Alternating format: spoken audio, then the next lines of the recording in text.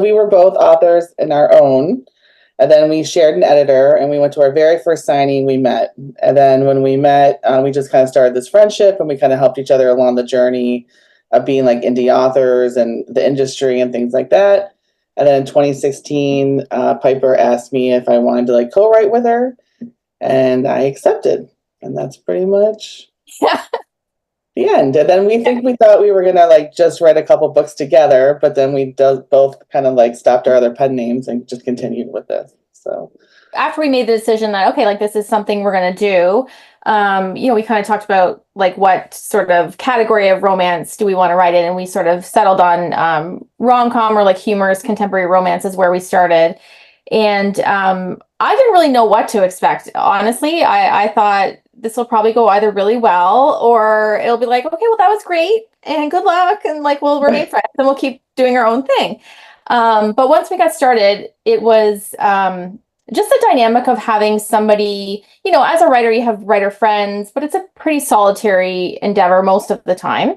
And, when you're going to them with like plot holes you're trying to fix or ideas, they're not really in the story as much as you are to be able to give advice. So just being able to sort of pass the ball back and forth as far as like ideas and like workload and like who's doing what. And for me, just like creatively, that dynamic was really interesting. And of course, over the years, we sort of perfected how we do that now. But it was just like, it felt good to have a team member, like somebody that was as invested in the success of this endeavor as you are. it's easy when you live in the city, right? Or like I know the city, so it's easy for me to like kind of say describe it and what it will look like. I feel like for other places, like even Alaska, maybe that setting, where like it's more of a visionary thing, I think, between us, right? I mean, like I've been to Alaska, but our towns are completely fictional, you know what I mean? But so it's nice to go into a city where you can actually point out specific restaurants or clubs or something like that the people would go to.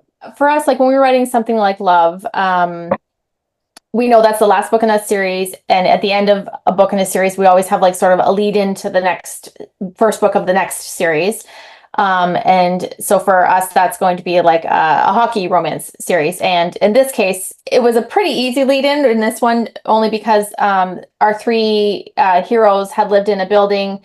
And at the end of that book, Something Like Love, they moved out, and these hockey players, of course, the professional hockey players all moved into that building. Of course they did. And so we always want to make sure, like, that you're wrapping up, that people feel satisfied with the ending you've given those characters within that series, and they see a little bit of like, oh, everybody's happy, that's wonderful. But then we like sort of like drip a little bit of Easter eggs and interest into the next book in whatever series that's going to be.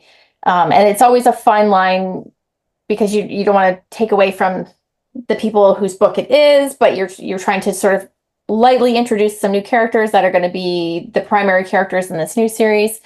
And that's something we've done from book one. And on some series, it's easier than others. But this one was pretty easy just because geographically, the next three guys were taking the place of the existing three guys. Well, our Lake Starlight series is actually the second generation of the Baileys. So all the heroes and heroines in there were the offspring of the couples in our Bailey series. So the setting was already done. But like you said, it's very different writing in like Chicago, where you pass people on the street, nobody knows who you are, like you may or may not ever see them again.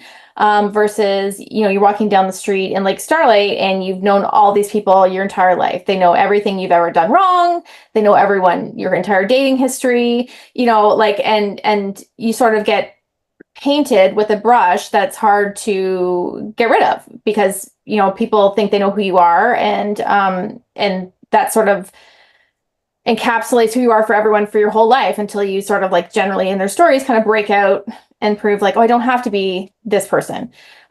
So when we're shifting between, say, writing in Chicago and then we go to Lake Starlight, I think it's like a nice breath of fresh air for us because it's like different. It's like, it's returning home in Lake Starlight because we'd written 9 books in that town. But at the same time, me especially, like I like to say I have a squirrel brain. Like I like to, like, I get bored if we stay on one thing too long. So I like to like sort of bounce around. Definitely. We capitalize on the gossip of what most people expect happens in a small town, right? We had a specific like blog thing that was like where people reported people's gossip. We had meddling grandmas and a whole retirement community that would continue to meddle. And I think that's what people loved our grandmas. And we loved like writing them. It was easy to put them into a scene. But I think it goes to exactly what Piper said, everybody knowing everything about everybody, right?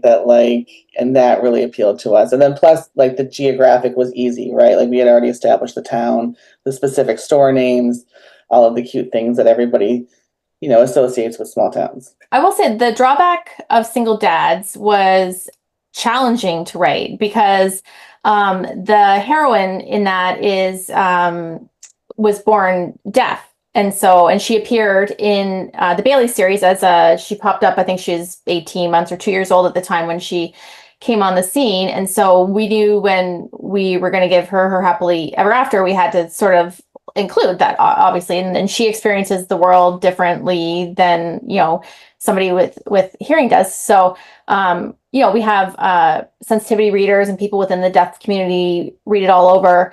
And so it's challenging to be in the mindset to see the world differently, and even just how you're writing it, like the text, like between when she's signing with her hands versus when she's thinking in her head versus when she had a cochlear implant at the time of her book. So when she's speaking out loud, just sort of like how you're going to format that on the text so the reader understands, okay, this is an internal thought. This is sign language. This is, her speaking out loud.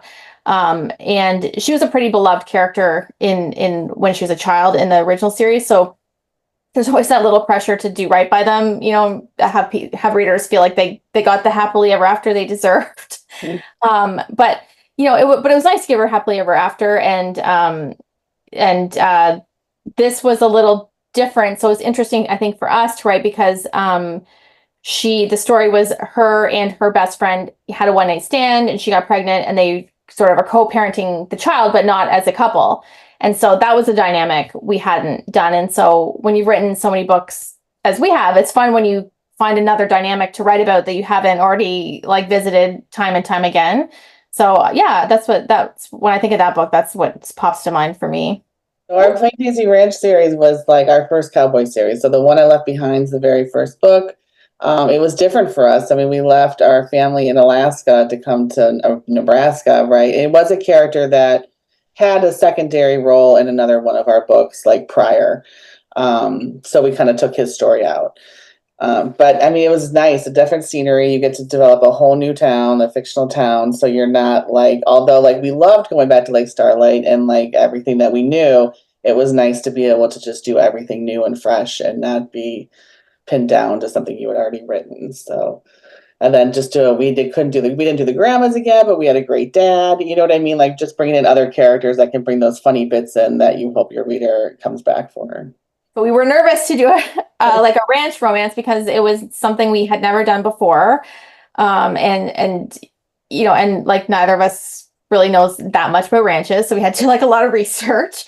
But like Rayne said, I like when we start a new family because their dynamics are always different for every family we do. And so it's fun, I think, discovering the different dynamics that family will have versus the Baileys versus the Greens versus the Nowtons, which is in the Plain Daisy Ranch. And so it's interesting discovering everybody's sort of role in the family, how they interact with each other. I think Rayne is especially good at writing those scenes where maybe because she has two siblings, where it's sort of siblings squabbling with each other, a little bit. And so I always, on a personal level, love seeing those scenes in a book.